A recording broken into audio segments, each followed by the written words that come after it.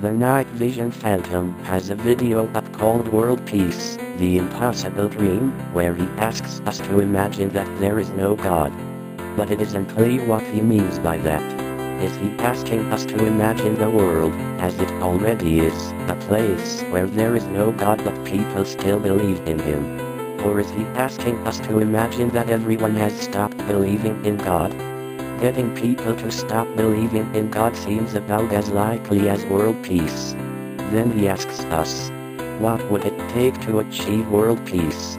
Then he declares that we know this is impossible. Well, it just might be impossible. But I wouldn't be 100% sure of that. Before you can declare it is impossible, you better have some clear explanation for why it is impossible. Big Jerry's only explanation is hidden in his question. How do people with opposing viewpoints coexist? There are a lot of people with opposing viewpoints who aren't killing each other. Except for a couple loonies who shot up a Holocaust museum and an abortion doctor. Republicans and Democrats, liberals and conservatives, are not killing each other. If you could get rid of religious belief, it seems you would be getting rid of one viewpoint that has motivated a lot of war. Without religion, what viewpoints are left that are worth fighting about?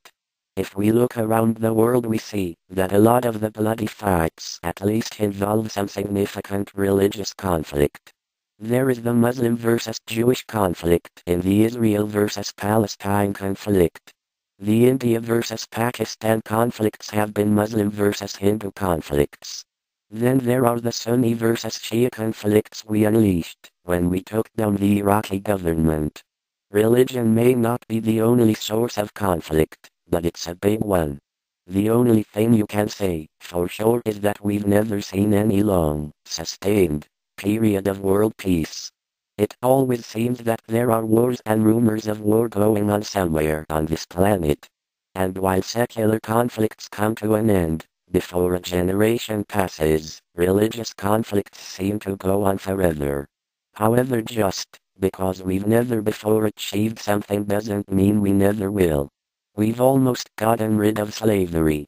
Perhaps we can almost get rid of war. Big Jerry's ideas about getting rid of money and somehow motivating everyone to do everything through charity and good work seems quite unrealistic. Has Jerry become a communist? That's the way cults are started, by asking people to live in groups where they provide for each other freely. In the end, there will be a few people making decisions for everyone about how resources are allocated. You will give up the freedom that comes with money. I would note some smaller ideas that have worked to a degree. The United Nations was a good idea, and in spite of its problems, I think it has staved off several conflicts. Something we can do that I suspect Big Jerry won't like. We could put Bush, Cheney and Rumsfeld on trial for war crimes. If we are going to discourage our leaders from war crimes and unjustified wars, then they have to be held accountable. If not held accountable, then the next leader will feel free to do the same. Beyond that, I would suggest that, if world peace is even partially possible, it will require complex solutions and a complicated infrastructure. One thing we could do, something that is already being done, is some open-minded and objective study of how wars and other deadly conflicts start. In some cases, we might learn to turn things around before they get out of hand. Organizations like the UN might then serve us better as the instruments and infrastructure for maintaining world peace.